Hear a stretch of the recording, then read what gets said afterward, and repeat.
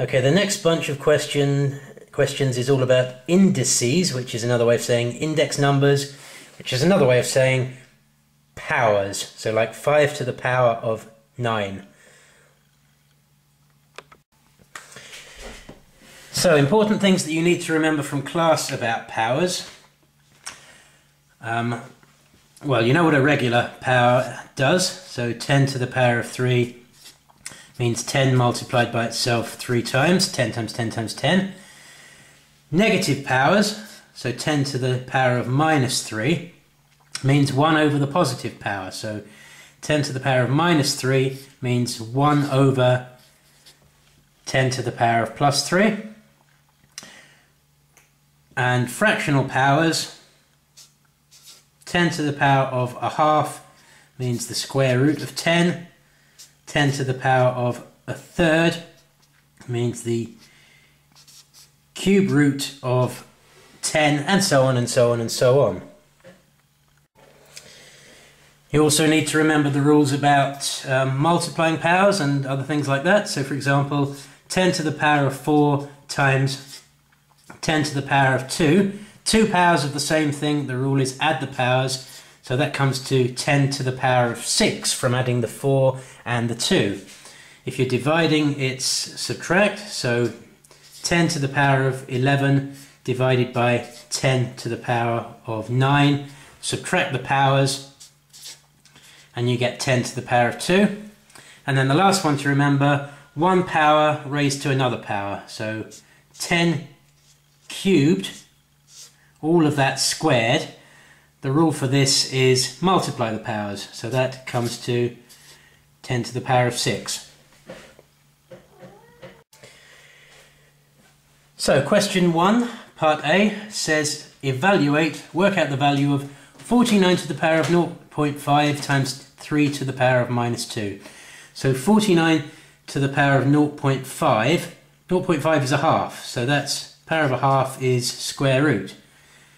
So 49 to the power of 0.5 is the square root of 49. 3 to the power of minus 2.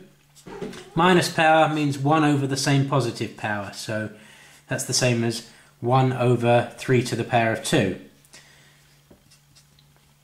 Square root of 49 is 7, because 7 times 7 is 49.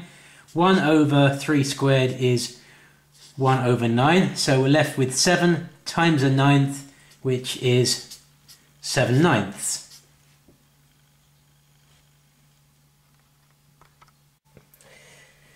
Right, the second part of question 1 says evaluate or work out 27 to the power of 2/3.